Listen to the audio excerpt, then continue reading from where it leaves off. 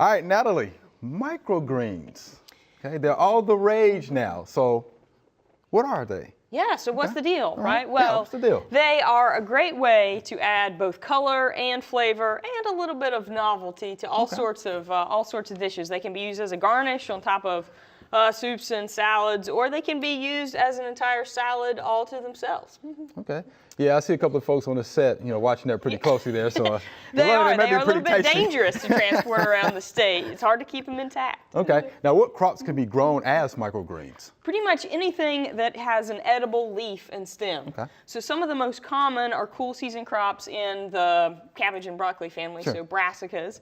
I have cabbage, I have broccoli in here. There are a lot of herbs that are also commonly grown. Some of the highest value microgreens, the commercial growers grow basil, so that's one of the most common. Cilantro, some of the other herbs, and a lot of leafy crops like lettuce. I have amaranth here, so really a range.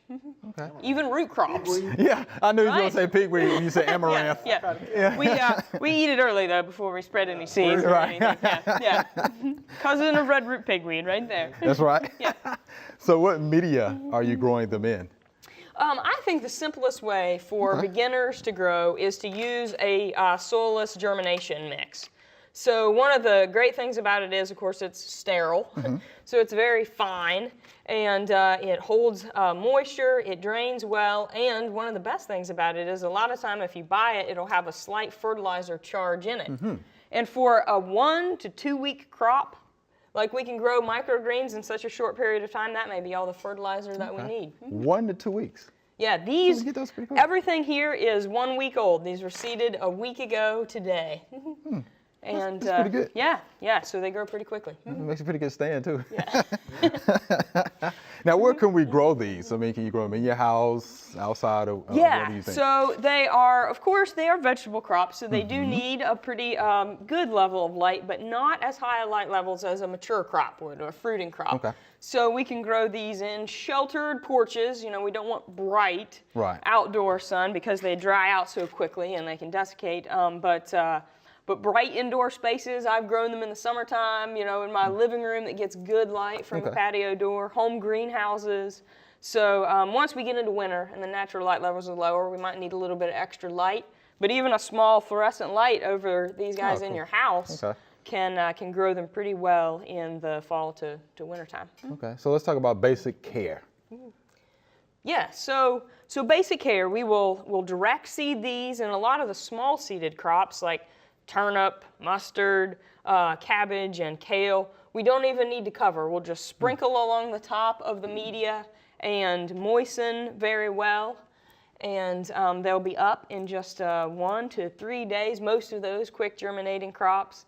And indoor or regular house temperatures, in that 60 to 75 degree range will help most of those, and those are cool season crops, right? So they germinate relatively rapidly, and then once we get them germinated, we'll generally water them from the bottom. Okay, yeah. So that helps us lower the risk of plant disease. These are seeded pretty closely. Right. So the drier we can keep the stems, the healthier we can keep the plants. And if we have a fertilizer charge in our media, once daily, once every couple of days, watering from the bottom is our our main care. We need good air movement, so that we can keep them healthy and growing well and good light. But generally 10 days to 2 weeks, we're to a harvestable stage for a lot of these crops. Wow, I think Mr. D can handle that, huh? Good. A week to 10 days, pretty good. And can you tell us, what you have here, the specific, plants here? Yes. So a lot of these are in the brassica family. Over here we have turnips, which are milder, oftentimes eaten as a microgreen than we need to turn it. that we sometimes have in a root crop. We have mustard, lettuce, which can provide a good range of color.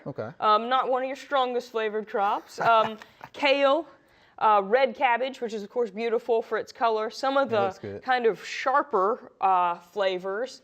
A little bit more zest might be arugula that we have right here. Cress is also one that we'll use in just small quantities. Basil, you can see the basil Yes. is one of our slowest growing crops, which I mentioned it was a higher Right. value, so that's kind of why basil is expensive. It's one of the slowest growing crops, and then this is amaranth, which is actually a warm season crop. Many of these are cool season crops, basil being a warm season crop, and amaranth. This is cilantro, one of my favorite ones Yeah, I was going to ask you which one did you like? Yeah, as a microgreen. It is a little bit slower germinating. Some that I don't have that are really common are some of the larger seeded crops, like peas.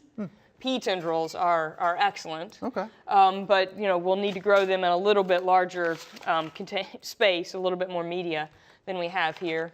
Beets and chard can be great. They provide beautiful color. Yeah. Rainbow Swiss chard can I really like be a yeah, beautiful microgreen. Yeah, I like the color of the chard. Yeah. How about that? So tell me, how do you know when they're ready, though?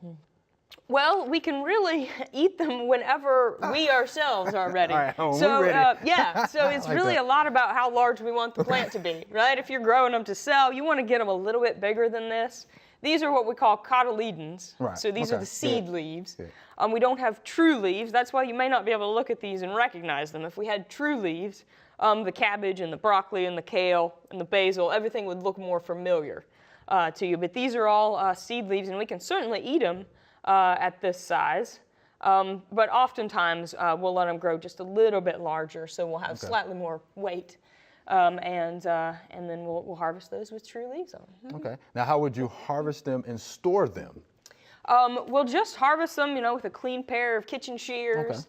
And it's really a by hand job, so we'll just carefully separate them and harvest as close to the media surface as we can without picking up any particulates on our scissors. I really don't like to store them for a long time. Okay, if you don't. If you're growing them in your home, you can just harvest as you need. Store them right there. Yeah, we're storing them upright. We're storing them alive. They can certainly be washed and dried well and put in a plastic container and stored for a few days in your refrigerator. But I just let them grow until I was ready to eat them, growing them in my So home. when we're ready, then Yes. we can go ahead and get started, right? It is. It's a self-service buffet right here. All right. Well, Natalie, we appreciate that. Thanks much. All right. Thanks a All right. lot.